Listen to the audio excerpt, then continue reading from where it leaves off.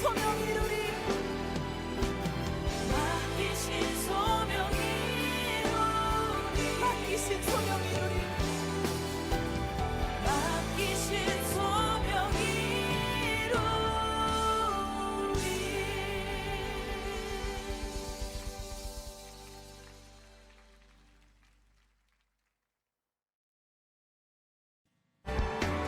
주님 사랑의 손길이 나를 만들어 내 모습이 되라 사용하여 주시네. 들어준 마음을 만지시어 이끄시는 건 어디라도 나는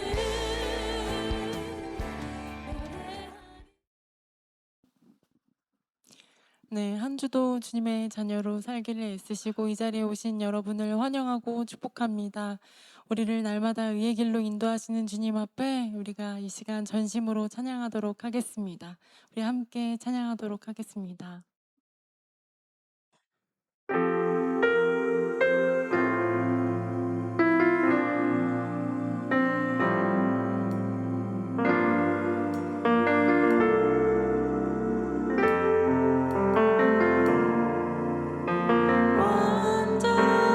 완전하신 나의 주 의의 길로 나 인도하시네.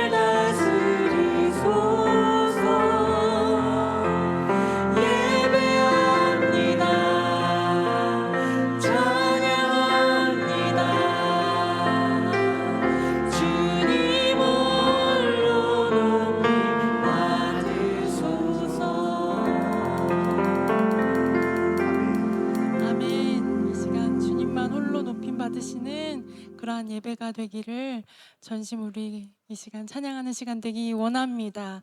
우리의 삶으로 인해서 이 세상 사람들이 모두 주님의 복음을 아는 귀한 그러한 삶이 되기를 우리가 이 시간 결단하는 찬양 올려드렸으면 좋겠습니다. 우리 힘차게 박수로 하나님 앞에 찬송 올려드리겠습니다.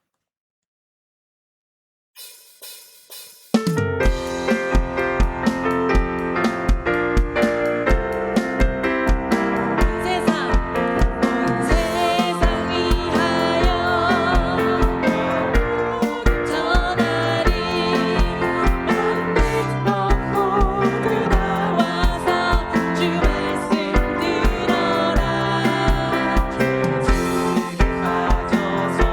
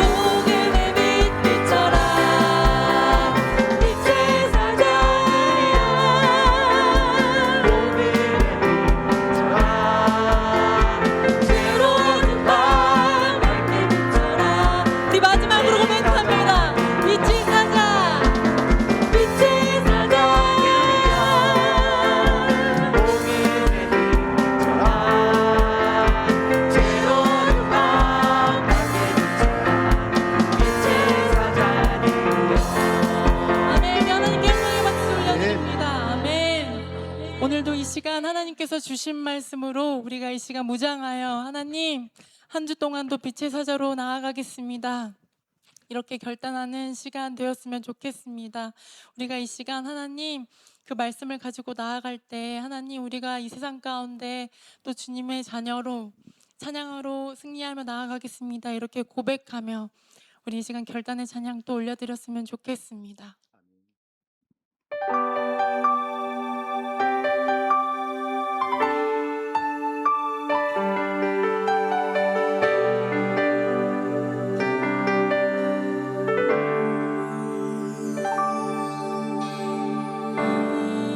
이곳에 생명샘 솟아나 눈물 골짝 지나갈 때에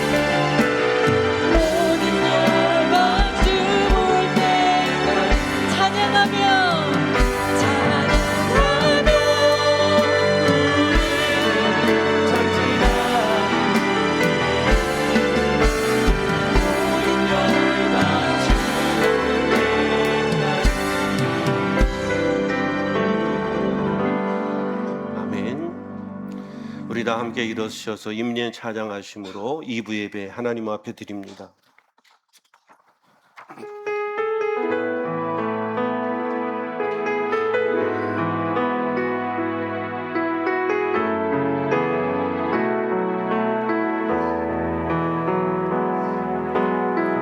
주의 보좌로 나갈 때 어떻게 나가야 할까?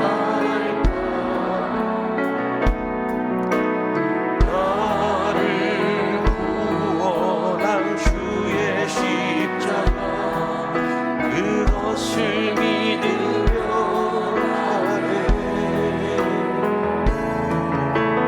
주의 보좌로 나갈 때 나 여전히 부족하다. 나를 부르신 주의 그 사랑 그것을 믿으며 가네. 자격 없는 내 힘이 아닌 오직 예수님의 보혈로 자격 없는 내 힘이 아닌 오직 예수님의 보혈로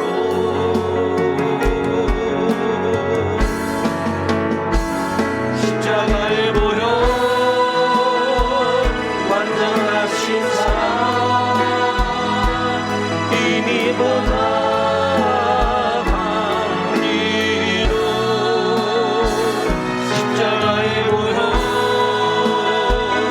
완전하신 사랑 이미보다 예배합니다. 신앙 고백합니다. 나는 전능하신 아버지 하나님 천지의 창조주를 믿습니다. 나는 그의 유일하신 아들 우리 주 예수 그리스도를 믿습니다. 그는 성령으로 잉태되어 동정녀 마리아에게서 나시고 본디오 빌라도에게 고난을 받아 십자가에 못 박혀 죽으시고 장사된 지 사흘 만에 죽은 자 가운데서 다시 살아나셨으며 하늘에 오르시어 전능하신 아버지 하나님 편에 앉아 계시다가 거기로부터 살아있는 자와 죽은 자를 심판하러 오십니다. 나는 성령을 믿으며 거룩한 공교회와 성도의 교제와 죄를 용서받는 것과 몸의 부활과 영생을 믿습니다. 아멘. 다 앉으시기 바랍니다. 예배를 위해서 김종윤 집사님 기도 인도하십니다.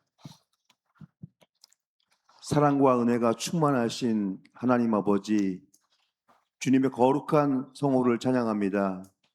저희들에게 복된 주일을 허락하시고 하나님을 예배하는 자리 에셀나무 교회를 세우시사 몸된 교회로 삼아주시니 참으로 감사함을 드립니다. 아멘. 폭염과 장마 중에도 하루하루를 은혜로 살아가게 하시고 주님의 날개 아래 보호하시며 품어주시니 그 크신 사랑 무엇으로 갚으리요? 눈물만이 흐릅니다. 생명으로 이끌어 주시는 말씀을 공부하고 말씀으로 하나님을 알게 하시고 말씀 따라 살아가는 삶이 되도록 인도하여 주시옵소서. 아멘. 쉬지 않고 하나님과 소통하는 기도로 하루를 시작하게 하시고 구별된 삶을 추구하는 거룩한 성도로 살기를 소망합니다. 성령님께서 저희들 10년 가운데 함께하여 주시고 예수님의 보혈로 메마른 영혼을 새롭게 하여 주시옵소서. 아멘. 그리하여 오늘 드리는 예배가 하나님께 올리는 향기로운 제사가 되게 하여 주시옵소서. 아멘. 저희들의 찬양과 기도가 주님의 기쁨 되기를 간절히 바라옵고 원합니다. 하나님을 사랑하고 이웃을 사랑하며 나 자신의 생각과 욕심을 버리고 진심으로 내 몸과 같이 사랑하게 하여 주시옵소서. 아멘. 특별히 여름 행사를 위하여 기도합니다. 어린이와 청소년, 청년들이 말씀과 기도 가운데 믿음이 성장하게 하시고 아멘. 성경학교와 수련회를 통해 예수님을 인격적으로 만나는 은혜를 허락하여 주시옵소서. 아멘. 여름 사역으로 헌신하시는 교사 선생님과 교육자님, 하나님이 기뻐하시는 모든 수고로움 위에 주님의 크신 축복 내려주실 줄 믿습니다. 아멘. 말씀을 선포하시는 목사님께 성령의 능력을 더하여 주시고 말씀을 통해 저희의 심령이 변화되고 믿음이 더욱 굳건해지며 몸이 아픈 교우들 치유의 은혜를, 심령이 상한 교우들 위로받고 새 힘을 얻는 놀라운 말씀으로 역사하여 주시옵소서. 아멘. 애찬봉사, 찬양봉사, 안내와 찬양으로 예배를 돕는 믿음의 동역자들 위해 한없으신 은혜로 축복하여 주시옵소서. 아멘. 예배 시작하는 시간입니다. 악한 것들 일체 틈타지 못하도록 구름기둥과 불기둥으로 보호하여 주시옵소서.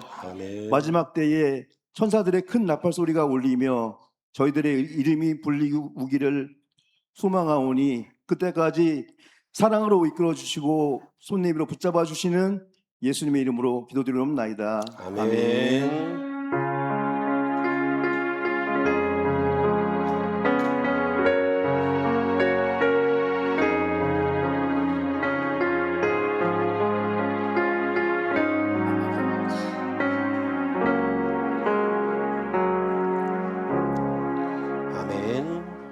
찬송가 384장 우리 함께 찬양하시면서 봉헌하겠습니다.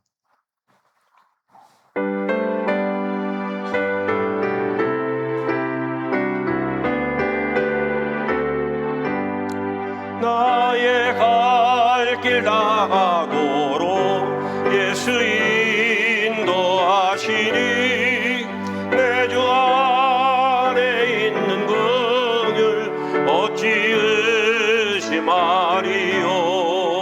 믿음으로 사는 자 하늘 위로 받겠네. 무슨 일을 만나든지 만사형통하리.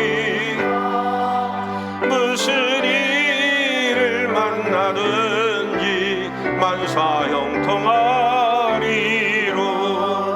나의 갈 길 나가도록 예수 인도하시니 어려운 일 당한데도 족한 은혜 주시네. 나는 심히 고단하고 영혼 매우 가라노.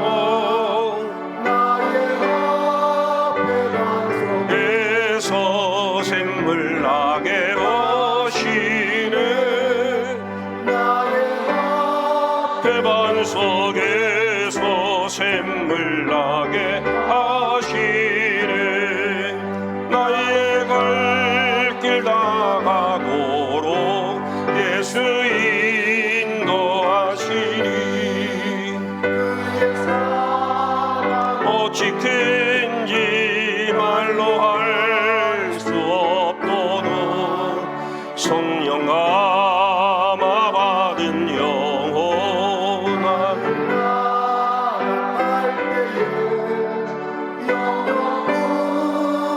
나의 찬송 예수 인도하셨네. 영영 들 나의 찬송 예수 인도하셨네.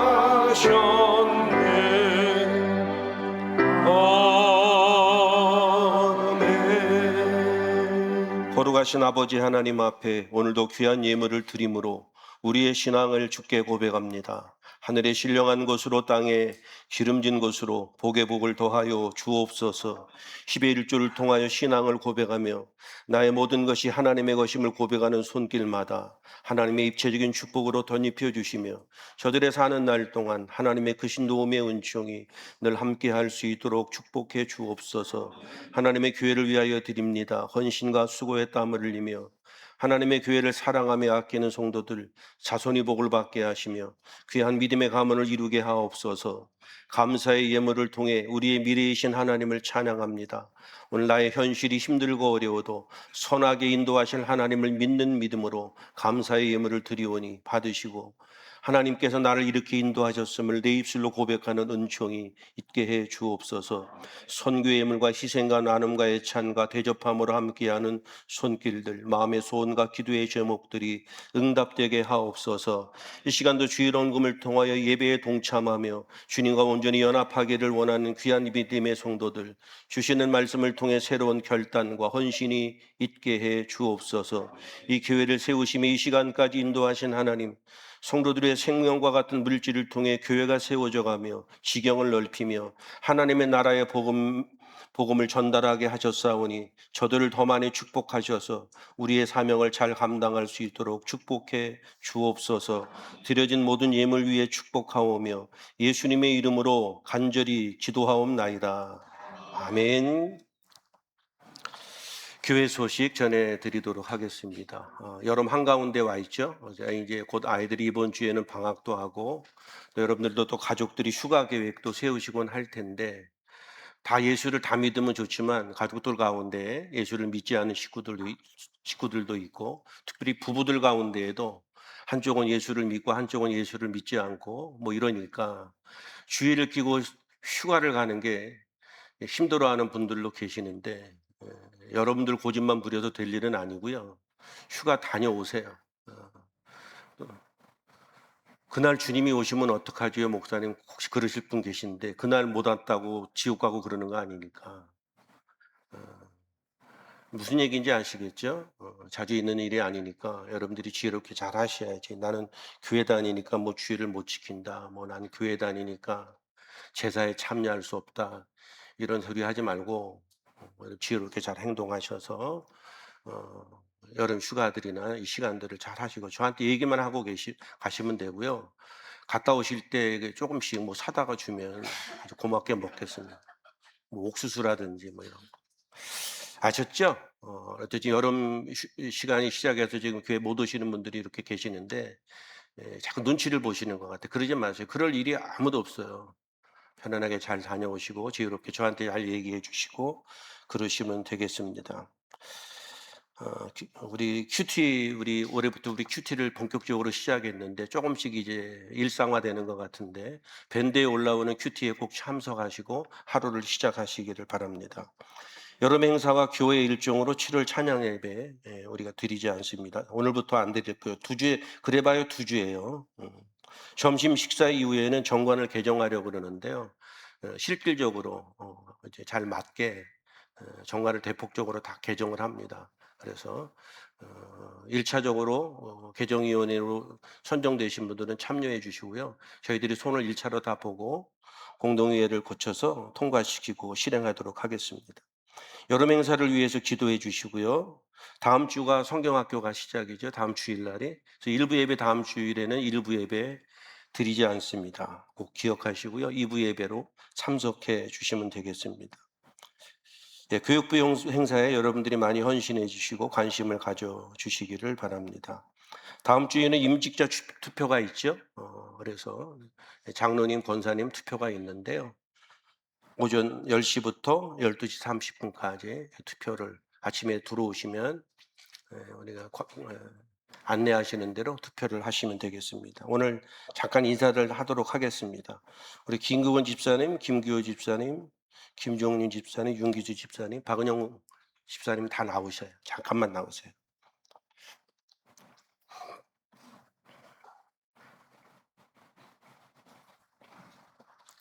잠깐 나오시기 바랍니다.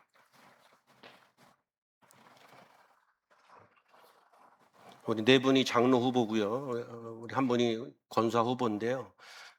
노예로부터 제가 TO를 받았기 때문에 이분 중에 몇 분하고 이런 게 없이 네 분의 TO를 다 받았습니다. 이게 여러분들이 다 동의를 하시면 네 분이 다 장로의 피택을 받을 수 있습니다. 그래서 여러분들이 투표용지에 그 이름의 옆에다가 표시를 해주시면 찬성합니다라고 하면 공표를 쳐주시면 되고요. 그렇게 해주시면 다음 주에 투표를 거쳐서 올 11월이나 우리가 임직식을 갖도록 하겠습니다. 저쪽에 계시는 우리 윤기주 집사님은 교회에 제일 먼저 나오시는 분이죠. 예배부 부장님이신데 윤기주 집사님 잠깐 인사. 꾸벅입니다. 네. 우리 김기곤 집사님은 지금 교육부인데 교육부 예배 중간에 오셨는데 우리 교육부 부장님으로 수고하고 계십니다.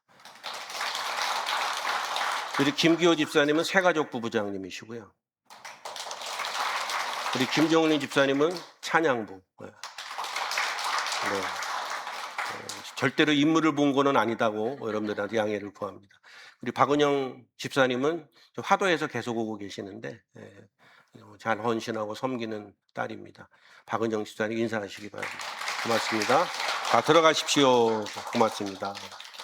제가 늘 말씀드리지만 잘 믿음을 지키고 신앙생활 잘하고 성품도 잘 다른 분들하고 잘 어울리고 좋으신 분들이라서 참 귀한 일이죠. 여러분들 잘 함께 하셔서 우리의 임직 행사들이 말 그대로 축제가 될 수 있도록 도와주시기를 바랍니다.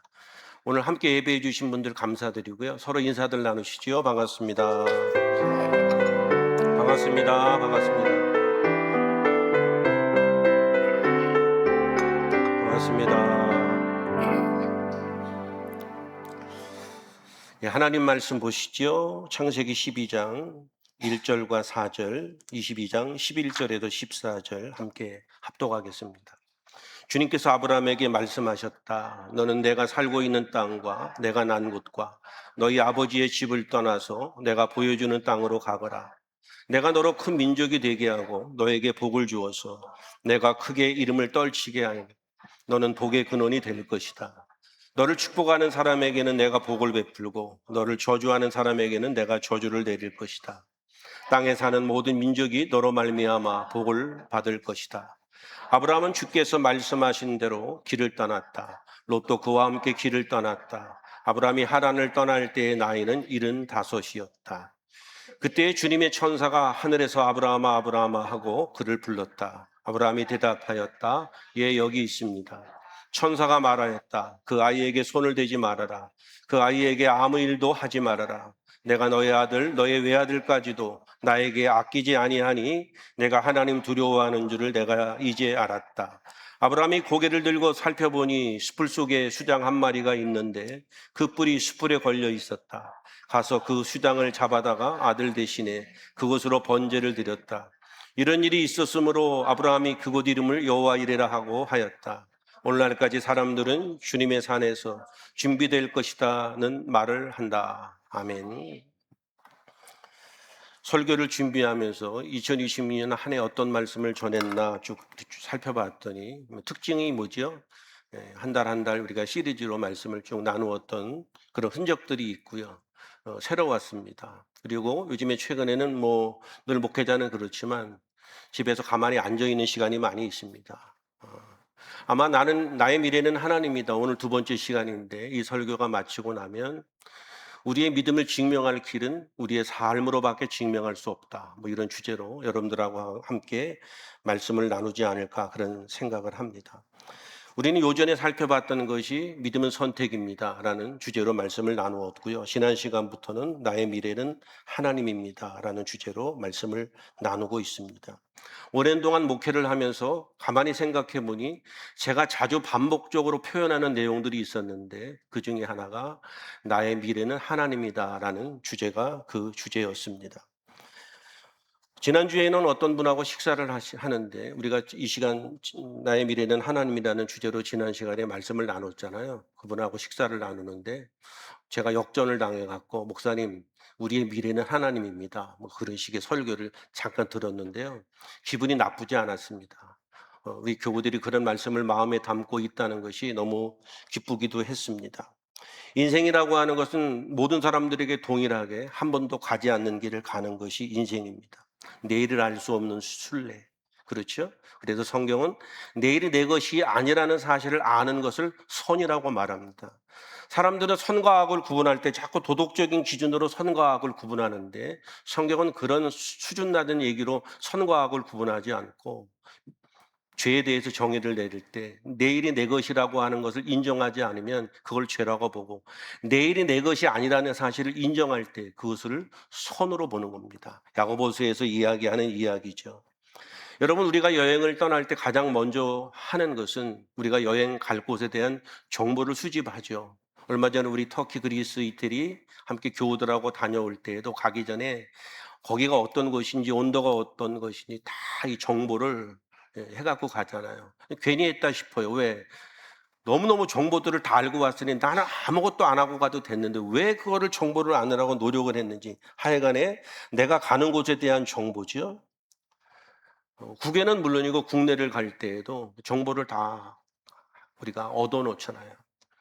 우리 노회에서 교육자들이 올 여름에 수련회를 가는데 제가 그 일을 담당을 했는데 지난주에 잠깐 답사를 갔다 왔는데요. 저는 성격상 우리 교회에서 무슨 행사를 하거나 이럴 때에도 좀 꼼꼼한 편이 의외로 있어서 식사든지 뭐든지 제가 다 먹어보고 결정합니다. 모든 일정대로 다 해보고 결정을 하거든요. 왜 그런가 하면 그런 준비가 되어 있지 않으면 당황하는 일도 생기고 불만이 생기기도 하고 그렇기 때문에 우리가 가는 장소에 대해서 정보가 매우 중요하죠. 그래서 지금 내가 어디에 있는지 얼마만큼 남아 있는지 뭐 이런 정보들을 가지고 우리가 여행을 계획을 세웁니다. 신앙생활을 하다가 보면 사람들이 자신의 미래에 대해서 상당히 궁금해하는 것 같습니다. 그래서 이단도 많이 생기고 신비주의자들도 많이 생기곤 하는데 많은 신앙인들이 자신의 미래에 대해서 궁금해하는 거예요. 그런데 하나님이 그걸 가르쳐 주실 리는 없고 사람들이 대충 생각하는 게 뭐냐 하면 하나님 5년 후에 10년 후에 이런 일들이 있게 해주시고 축복해 주시고 등등등 믿습니다. 아멘. 그리고 끝나는 것 같아요. 거기까지는 좋은데 믿습니다 했으면 끝까지 믿어야 되는데 잘 못 믿는다는 거죠. 살다가 어려움을 겪거나 자신의 계획대로 인생이 되어지지 않을 때 사람들은 자신의 믿음의 본래의 모습을 드러냅니다. 힘들고 어려운 일을 겪을 때 그럼에도 불구하고 믿음으로 살아가야 하는 것이 진정한 믿음일지인데 많은 사람들이 믿음으로 산다고 하면서도 힘든 일을 겪게 되면 자신의 본색을 드러내서 믿음 없음의 모습을 나타내죠. 그런 의미로 봤을 때 사람들은 뭐예요? 나의 미래는 하나님의 손에 있고 하나님이 다 인도하신다는 사실을 말로는 인정하고 지식으로는 알지만 그리고 믿습니다 했지만 실질적으로 어려운 일이 딱 부딪히면 받아들이기가 어려운 거죠. 이게 사람들의 본래의 모습이 아닌가 그런 생각을 합니다. 제가 이렇게 이야기하는 것은 뭐냐 하면 사람들마다 그냥 아멘을 하고 따르지만 실질적으로 그런 일들이 있을 때 그런 믿음으로 그럼에도 불구하고 주님을 바라보고 살아가는 사람들이 의외로 더 적기 때문에 이런 표현을 제가 쓰는 겁니다. 여러분, 우리가 믿음의 길을 걸어오면서 받아들이기는 쉽지 않지만 우리가 경험하는 하나님은 우리에게 인생의 지도를 미리 보여주시지 않는다는 거예요. 미리 다 보여주시지 않아요. 여러분들의 미래에 대해서 다 보여주시지 않아요. 내가 기도해 보니 앞으로 이런 일들이 있을 것입니다. 다 사입이죠. 그렇죠? 그거는 좀 무당보다도 나쁜 거죠. 십자가 걸어놓고 그런 짓 하는 인간들은 훨씬 더 나쁜 인간들이죠. 여러분, 하나님은 우리에게 지도를 내어주시거나 앞일을 가르쳐 주시지 않고 내가 너의 인도자가 돼줄 테니까 너는 그냥 오늘 신앙의 길을 걸어. 그거예요. 너는 나를 믿고 따라.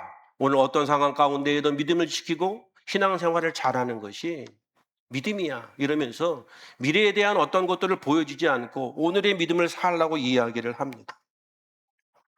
여러분, 오늘 본문 우리는 아브라함의 이야기를 할 텐데요. 아브라함은 믿음이란 무엇이냐? 믿음이란 무엇입니까? 질문을 던질 때 아브라함을 보십시오라고 말하면 됩니다. 왜? 그가 믿음의 조상이기 때문에 믿음에 대해서는 완벽하게 설명하는 인물이 아브라함입니다. 그래서 성경에 등장하는 아브라함의 이야기를 통해 우리는 늘 믿음이란 무엇인가를 고민하고 질문을 던지면서 그 인생을 살피는 게 매우 중요하죠. 아브라함의 이야기의 시작점은 뭐냐 하면 그는 갈 바를 알지 못하고 떠났다는 겁니다. 지도가 없다는 거예요.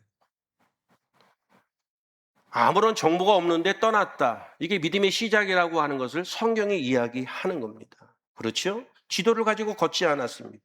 그냥 하나님의 손에 의해서 갈 바를 알지 못하지만 그냥 떠났다 그 얘기예요. 그래서 이 아브라함의 이야기는 보이지 않는 미래 앞에서 진짜 믿음이 무엇인지, 믿음으로 사는 것이 무엇인지에 대한 이야기를 아브라함이 하는 겁니다. 자, 1절 말씀 다시 보시죠. 우리가 잘 아는 말씀입니다. 주님께서 아브라함에게 말씀하셨다. 너는 내가 살고 있는 땅과 내가 난 곳과 너희 아버지의 집을 떠나서 내가 보여주는 땅으로 가거라. 아브라함의 믿음의 여정이 어떻게 시작되는지를 보여주고 있죠. 하나님이 아브라함에게 요구하신 첫 번째 행동은 떠남입니다. 믿음은 선택입니다라는 주제를 이야기할 때도 제가 아브라함의 이야기를 했었죠. 조금은 다른 방향이지만 가장 기본적인 것은 떠남입니다. 떠나는데 어디서 떠나고 말하죠? 너는 내가 살고 있는 땅과 내가 난 곳과 너희 아버지의 집을 떠나, 이렇게 얘기합니다. 개역 개정판에는 뭐라고 말하지요? 고향과 친척과 아비 집을 떠나, 이렇게 얘기하죠. 세 가지로 나눠서 얘기하는 겁니다. 이 세 가지는 뭘 이야기하는가 하면 말 그대로 생존권이죠. 당시 살고 있는 이 아브라함이라는 인물이 가지고 있는 생명과 같은 중요한 것이 이 세 가지에 담겨져 있죠. 자신의 신분을 보장하고 모든 삶의 안전장치가 이 세 가지입니다. 내가 살고 있는 땅과 내가 난 곳과 너희 아버지의 집을 떠나, 너의 생존권을 포기하고 떠나라는 겁니다. 지도도 보여주지 않고 떠나라는 거예요. 이게 아브라함의 이야기의 시작입니다. 그리고 더 기가 막힌 것은 뭐냐 하면 목적지를 얘기해 주지 않아요. 떠나라는 거예요. 뭐 가나안으로 가라든지 어디로 가라든지 가다가 보면 이런 일이 있을 텐데 그럼에도 무시하고 가라든지 장소에 대한 정보가 없다 이거예요. 지명을 얘기하지 않고 will show, 내가 내게 보여줄 땅으로 가라, 그렇게 얘기를 하거든요. 무슨 얘기냐 하면 보여준 땅이 아니고 가다가 보면 내가 보여줄 테니까 일단 출발해, 그거거든요. 어때요? 동의하시겠어요? 일단 출발하라네요. 땅도 놔두고 집도 놔두고 부모도 놔두고 다 놔두고 나의 모든 생존권을 포기하고 일단 떠나라네. 이게 아브라함의 이야기의 시작입니다. 히브리서 11장 8절에 보면 믿음으로 아브라함은 부르심을 받았을 때 순종하여 장래 유업으로 받을 땅에 나아갈새 갈 바를 알지 못하고 나아갔다. 히브리서에서도 그렇게 얘기하죠. 성경이 얘기하고 싶은 것은 뭘까요? 믿음의 정의라는 거예요. 믿음의 시작은 이렇게 결단과 의지적 결단과 과거로부터의 결별이 이루어지지 않는 한 믿음의 여정이 시작되지 않는다는 의미로 이야기하는 거거든요. 그렇게 놓고 봤을 때 얼마나 많은 사람들이 믿음 생활을 하면서 쓸데없는 것에 목숨을 걸고 살아가는지 참 모르는 거예요. 제가 아까 광고를 드릴 때 여름 휴가에 대한 이야기를 했잖아요.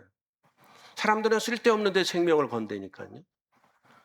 인생을 싸가지 있게 사세요. 이웃들한테 사랑하고 가족들을 잘 돌보고 인격적으로 사세요. 이런 상식적인 것들은 무시하고 뭐 주의를 잘 지키니 헌금을 잘하니 교회는 뭐 어떻게 봉사를 하니 여기에 목숨을 걸잖아요. 어떻게 사느냐의 문제가 믿음 아닙니까? 그렇죠? 성경이 말하는 믿음의 정의는 갈 바를 알지 못하고 뭐 그거예요. 갈 길을 다 계산하고 어떻게 가면 어디로 가면 어디에 가고 이 모든 것들이 정리된 상태로 출발하는 것이 아니고 갈 바를 알지 못하지만 나를 부르신 그분의 신실함을 믿고 오늘의 한 걸음을 내딛는 것, 그것이 믿음의 시작이고 믿음이다, 이런 얘기를 하는 거예요. 그런데 너무 어렵죠, 사실은. 그런 결단이 너무 어려운 거예요. 그래서 자꾸 뭐예요? 그래도 내가 이런 걸 했지. 사소한 것을 해놓고 마치 그거죠. 공부를 해야 되는데 공부는 하나도 안 하고 마트 가서 콩나물 한번 사온 거 갖고 내가 그래도 이 정도 했네. 이거 갖고 위안받는 아이들이 있다니까요. 학생은 공부를 해야지. 공부만 그냥 열심히 하면 콩나물 두부신 분은 왜 시켜요? 그렇게 공부를 열심히 하는데 뭐 필요한 거 없니? 계속 채워주고 제공을 할 텐데 공부를 안 하니 심부름이라도 해라 이거 아닙니까? 우리 심부름 갔다 와갖고 게임 1시간 해도 되죠. 이딴 얘기는 하고 있잖아요. 그렇죠? 사람들이, 이 대한민국 신앙인들이 평상시에 우리가 믿음으로 어떻게 사느냐의 문제인데 뭐예요? 자꾸 어떤 행위를 통해서. 교회는 좋지. 그래서 행위를 강조하고 헌신을 강조하면 교회 살림이 넉넉해지잖아. 안 그래요?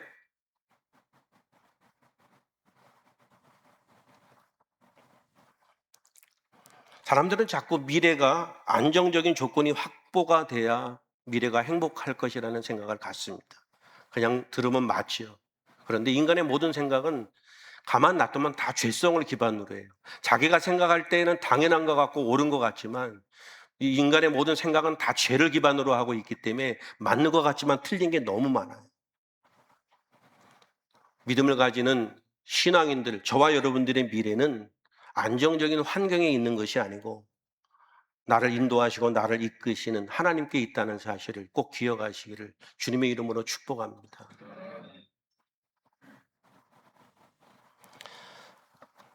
여러분, 우리가 믿음에 대해서 어떤 정보를 몰라서 신앙생활을 잘 못하곤 하는 게 아니에요. 정보를 다 알아요. 그런데 알면서도 그게 하기가 너무 어려우니까 그거를 자꾸 무시해버리고 자꾸 다른 것을 통해서 자신의 믿음이 괜찮다는 것을 확인하고 싶은 것이 사람들의 모습이거든요.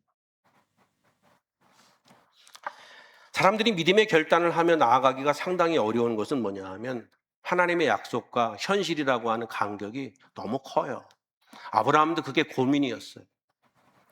여러분, 하나님 우리를 축복하신다는 사실에 대해서 믿으시죠? 그렇죠?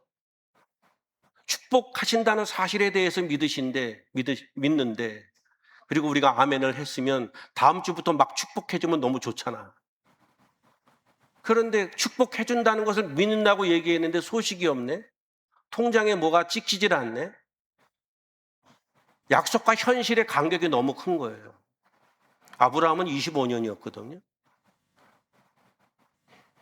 약속과 현실의 간격이 너무 큰 거예요. 그러니까 우리의 생각하고 하나님의 생각은 다른 거죠. 우리의 시간하고 하나님의 타이밍은 다르다. 하나님은 우리를 통해 그런 일들을 통해서 우리를 훈련시키시고 기다리는 것을 배우게 하시고 우리의 믿음이 자라나게 하시고 정말 모든 것들을 초월할 수 있는 그런 신앙인으로 훈련받아서 어떤 상황 가운데에도 자족하는 믿음을 배우기를 원하는 것이죠. 내가 너로 큰 민족이 되게 하고 너에게 복을 주어서 내가 크게 이름을 떨치게 하겠다. 너는 복의 근원이 될 것이다. 이렇게 약속을 하면서 그에게 떠남을 요구했잖아요. 그래서 이 기대로면 어떻게 돼요? 다음 달에 사라가 딱 두 줄이 나와야지. 다음 달에 두 줄이 나와야지. 현실은 어때요? 가나안 땅에 도착하자마자 극심한 기근이 생기고 그래서 애굽으로 내려와서 살겠다고 아내를 누이라고 속이고 출발하자마자 그냥 벌어지는 일들은 아직 세상 말로 그지 같은 거야. 이게 내가 지금 어떻게 이 세 가지를 다 포기하고 내 생존을 포기하고 여기까지 왔는데 도대체 이게 뭐지? 그러면 이런 상황들이 성경이 우리에게 얘기하고 싶은 게 뭘까요? 믿음이란 그럼에도 불구하고 하나님을 믿는 것이 믿음인 거예요. 믿음은 복잡하지 않는 거예요. 우리 자녀들한테 여러분들이 조금 잘못했다고 걔네들이 막 집 나가고 안 들어오고 막 그러진 않죠? 어떤 아이들은 터지면서도 막 달려들잖아, 더 안겨서. 내 자녀이기 때문에. 그렇잖아요, 여러분. 하여간에 그런 거예요. 아브라함에게 가장 큰 고통은 시간의 지체예요. 내가 너에게 복을 주겠다. 큰 민족을 이루게 하겠다. 잘 아시는 것처럼 아브라함이라고 하는 이름의 뜻은 아버지라는 뜻이잖아요. 아버지인데 자식이 없어. 웃기죠? 아브라함인데 자식이 없어요. 예수 믿으면 복 받는다는데 복을 지지리도 못 받고 있네.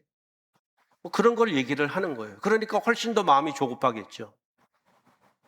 하나님이 나에게 복을 주십시오. 너무 간절하죠. 그런데 약속과 현실의 간격이 너무 크다. 큰 민족을 이루어 주시겠다고 얘기했는데 소식이 없네. 1년이 지나도 소식이 없고 5년이 지나도 10년이 지나도 아브라함의 집안에는 아기 울음소리가 들리지 않아요. 너무너무 힘든 거죠. 미래가 통째로 없어져 버린 것 같은 이런 불안감이나 좌절감이 생기겠죠. 내가 어떻게 고향집을 떠났는데 이게 아브라함의 심정인 거예요. 그래서 아브라함의 이야기를 보게 되면 좌절이 있잖아요. 좌절이 있죠. 그렇죠? 그 좌절이 어디에 있어요? 16장하고 17장에 있잖아요. 16장 마지막 절하고 17장 첫 절에 몇 년의 공백이 있다고 그랬지 제가? 13년의 공백이 있었다고 그랬죠? 그 사건이 벌어지는 이유가 뭐예요? 자식을 안 주시니까 이스마엘을 낳잖아요. 얘가 내가 후사가 되게 해달라고. 방법이 없으니까. 이 사라를 통해서 자식을 낳을 수 없으니까. 인간의 방법으로 자식을 낳잖아요. 그런데 뭐라고 그래요? 하나님이 걔는 아니래. 내 몸의 날짜가 내 후사가 된대. 그러니까 어떻게 해요? 16장 마지막 절, 17장 첫 절 보시면 13년의 공백이 딱 있단 말이에요. 그리고 17장에 하나님이 아브라함에게 나타나시는 장면이 나오거든요. 13년 동안 뭐 했다는 거야? 얘기했잖아요, 내가 지난번에. 교회를 안 나갔다. 잠깐 절에도 갔다 왔을지도 모르지. 막 이런 거예요. 이런 좌절을 겪거든요. 왜? 자기의 시간하고 하나님의 시간이 너무 안 맞으니까 약속과 현실의 갭이 너무 크다 이거예요. 받아들이기가 너무 어려운 거지. 사람들은 그때 어떻게 돼요? 하나님의 신실하심에 대해서 의심하죠. 나에게 분명히 은혜를 주신다고 하시지 않았습니까? 약속을 주신다고 하시지 않았습니까? 그런데 내 현실은 왜 이렇지요? 점점 더 힘들어지는 것 같네요. 뭐 이런 거죠. 우리가 기억해야 되는 것은 반드시 하나님 우리에게 어떤 약속을 해주셨는데 그 시간을 끄시는 이유는 뭐냐 하면 아브라함의 이야기를 통해서 배우게 되는데 너의 힘을 다 빼라. 네가 할 수 있는 것은 0.1도 없어.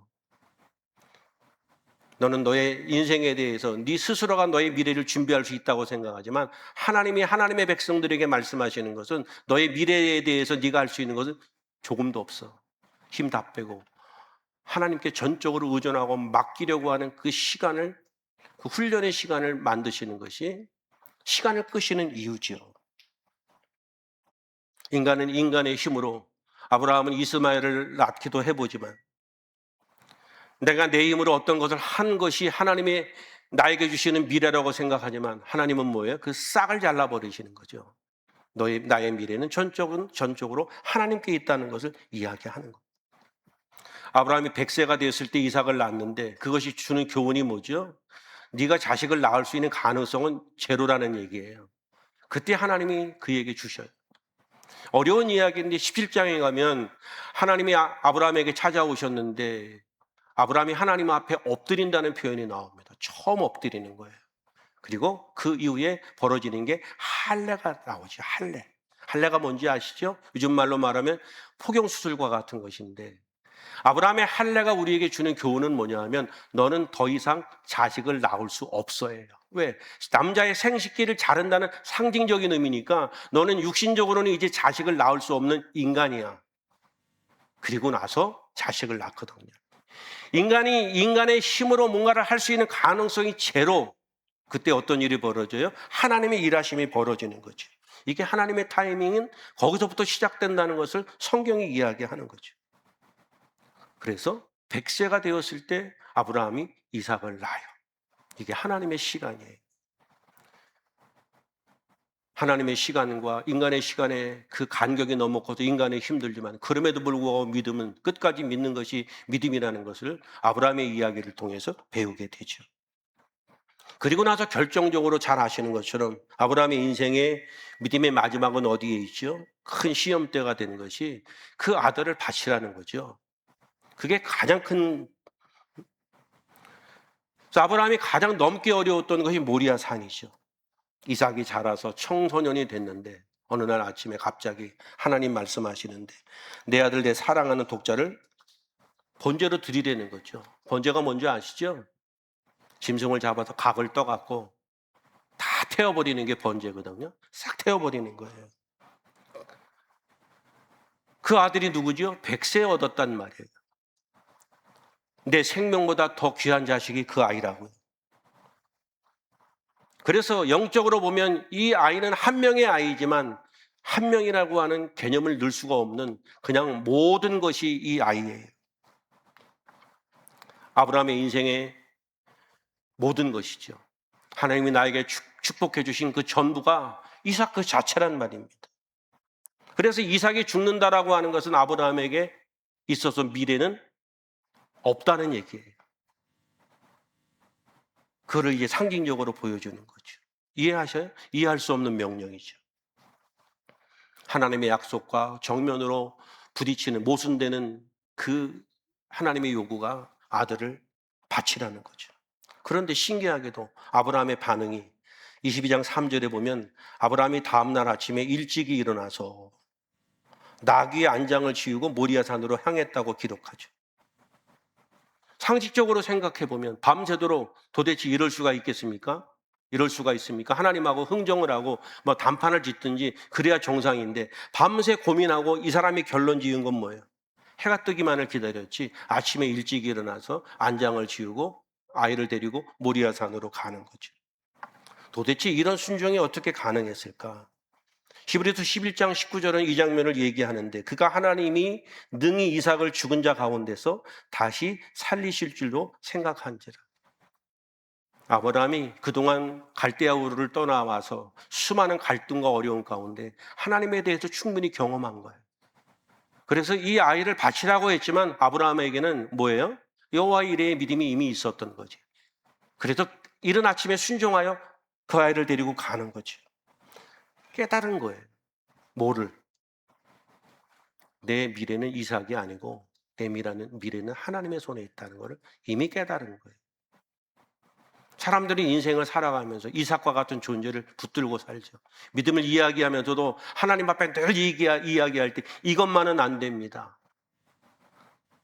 그래? 결국 그거 포기해야 될 텐데 이게 하나님의 생각이니까 그 간격이 얼마나 커요. 제가 말씀드리잖아요. 진리만이 우리를 자유케 하는 거예요.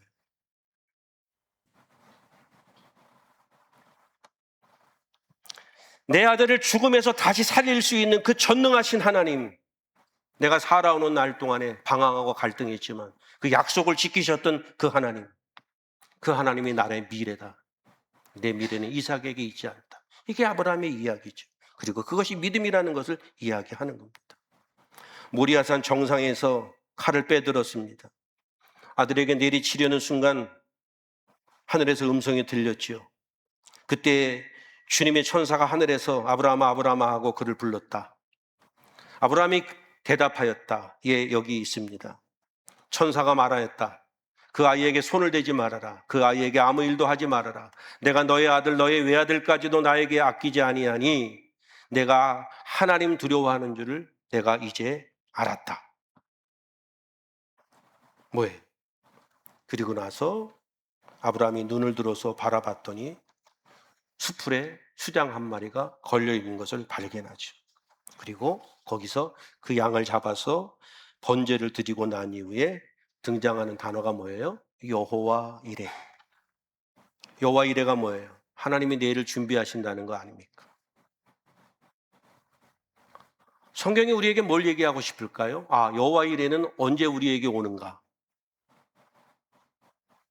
내가 내 미래를 내 손으로 움켜쥐고 염려할 때는 여호와 이레의 은혜는 절대로 우리의 인생에 없다.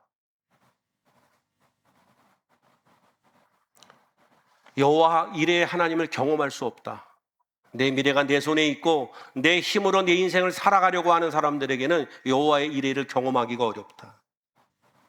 내가 가장 아끼는 그 이삭을, 내 미래의 가장 중요한 그 소유권을 하나님 앞에 내려놓을 때 비로소 내 등 뒤에서 준비하신 하나님의 예비하신 그 수장을 발견할 수 있다. 그 여호와 이레의 은혜를 경험할 수 있다. 여러분, 우리들이 가장 늘 힘든 게 뭐예요? 내 눈앞에 뭐가 있어야 안심을 하잖아요. 통장에 잔고가 있어야 안심하죠. 그렇지 않아요? 제가 마이크 잡고 얘기한다고 목사님은 안 그러겠지. 천만에 어느 주머니 돈 없으면 밖에 안 나가요.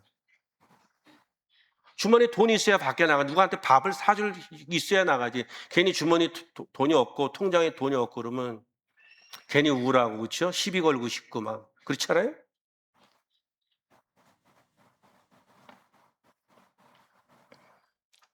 건강이 확실해야 내일이 안전하다고 믿고 그렇게 살잖아요. 그러나 성경은 그것은 언제든지 사라질 수 있는 안개와 같다는 것을 끊임없이 우리에게 얘기하고, 사람들이 인생을 통해 간접적으로 경험하기도 하고, 저나 여러분들이 인생을 통해서도 너무너무 행복하고 좋았던 어느 날 갑자기 피 한 번 뽑았는데 그것이 내 인생의 잿빛으로 바뀌기도 하고, 의료보험에도 제공하는 검사를 한 번만 받았는데, 그렇잖아요. 저는 제가 다니는 병원에서 혈압약 받으러 가고 그러다가 나보러 선생님, 네, 오늘 우리 뭐 초음파 기기가 하나 들어왔는데 이 여기 뭐예요? 경동맥 이거 한번 그냥 보실래요? 그렇죠. 우리 집에도 이런 내력이 있는데 한번 보죠. 이걸 봤는데 여기서 걸렸잖아. 큰 병원 가보셔야 되겠는데. 아무래도 안 같은데요. 그때 되면 태양빛이 달라. 영화의 장면처럼 싹 그러는 거야. 영화가 괜히 그러는 게 아니야.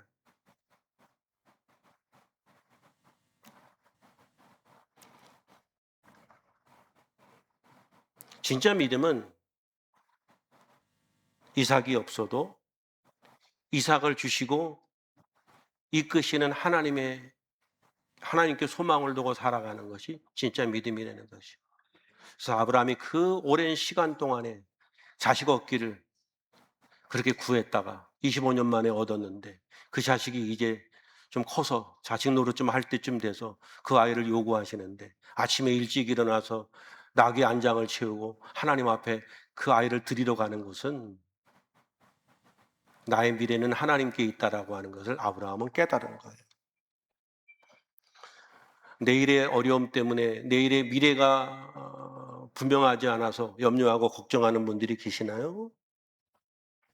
내일이라고 하는 시간이 나에게 두려움이고 답답하고 걱정되고 오늘 아브라함을 바라볼 수 있기를 바랍니다. 주님과 함께 하시는 여러분들과 함께 하시는 주님의 손을 붙들기를 바랍니다. 내가 주님을 선택한 것이 아니고 그분이 우리를 선택했기 때문에 그분은 당신의 목숨을 걸고 우리의 인생을 책임지시고 그분의 하시는 모든 일들이 믿음으로 살아가는 사람들과 함께 하는 것이 그분의 일하심입니다. 우리가 넘어야 되는 그 모리아산 그 너머에는 하나님이 예비하신 여호와 이레의 은총이 있음을 기억하고 어떤 상황 가운데에도 묵묵히 믿음으로 살아가는 저와 여러분들이 되시기를 주님의 이름으로 축복합니다. 나의 미래는 하나님이십니다. 이 고백이 여러분들의 삶의 실제가 되고 그것이 실제가 될 때 여호와 이레의 하나님의 은혜를 날마다 경험할 수 있겠죠. 그런 승리하는 인생들이 되기를 주님의 이름으로 축복합니다. 기도하겠습니다. 헌신하실 분들은 일어서서 기도하십시오. 신실하신 하나님 아버지, 갈 바를 알지 못하고 방황하던 우리에게 믿음의 손을 내밀어 주시니 감사합니다. 인생의 지도가 보이지 않는다고 낙심하고 불안했던 우리의 연약한 믿음을 붙잡아 주옵소서. 내 삶의 가장 소중한 이삭을 주님 제단 앞에 믿음으로 내려놓을 수 있는 결단을 허락해 주옵소서. 우리의 걸음걸음마다 등 뒤에서 완벽한 내일을 준비하시는 여호와 이레의 하나님을 신뢰하게 하시고 다가올 미래가 오직 하나님의 손 안에서 가장 찬란하게 빛날 것임을 믿고 담대히 나아가는 우리 모두가 되게 해 주옵소서. 주시는 말씀 앞에 헌신하며 결단하는 성도들 성령 하나님 능히 그렇게 행할 수 있도록 도와주옵소서. 예수님의 이름으로 기도하옵나이다. 아멘. 다 함께 일어서셔서 결단 찬양하시고요. 축도로 예배 마치겠습니다.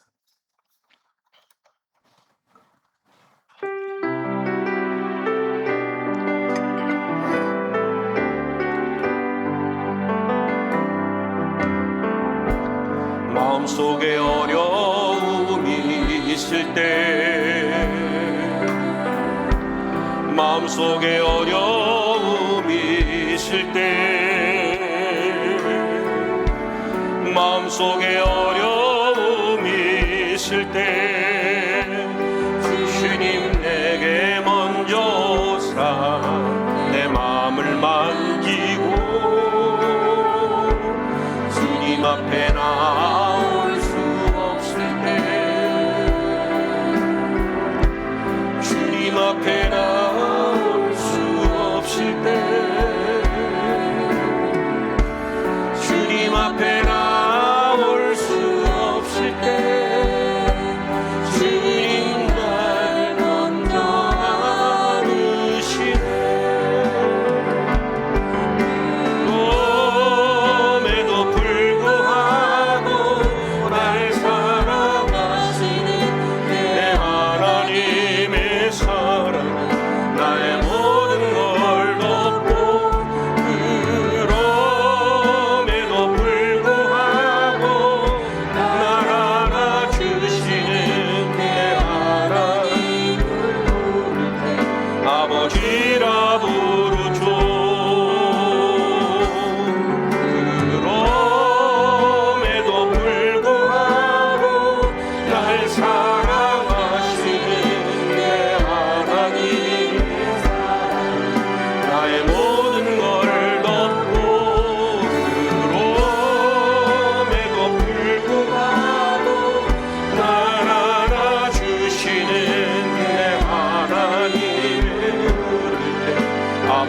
이름으로 주. 이제 평안한 마음으로 세상에 돌아가십시오.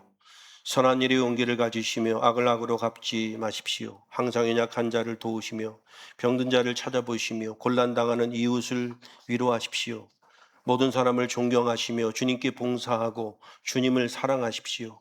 모든 일을 믿음과 사랑으로 행하시며 어떤 일에도 소망을 포기하지 마십시오. 그리고 거룩하신 성령께 순종하여 기쁨과 감사의 생활을 해나가십시오. 우리 하나님 아버지는 여러분을 항상 도와주실 것입니다.